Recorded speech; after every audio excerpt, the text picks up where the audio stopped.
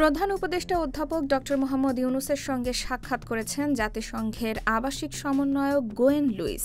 সাক্ষাৎকারে লুইস জাতিসংঘ এবং বাংলাদেশের অন্তর্বর্তী সরকারের মধ্যে জোরালো সহযোগিতার প্রশংসা করেন।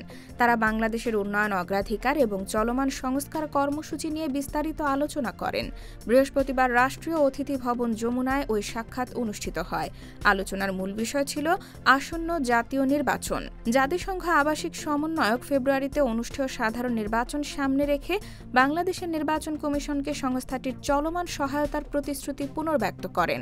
লুইস বলেন, জাতিসংঘ সম্পূর্ণভাবে ফেব্রুয়ারিতে সাধারণ নির্বাচনের পক্ষে। এটি দেশের গণতান্ত্রিক রূপান্তরের জন্য অত্যন্ত গুরুত্বপূর্ণ। সাক্ষাৎকালে তারা অবাধ, সুষ্ঠু ও শান্তিপূর্ণ নির্বাচন প্রক্রিয়া নিশ্চিত করার জন্য জাতিসংঘ কিভাবে সহায়তা করতে পারে তা নিয়েও আলোচনা করেন।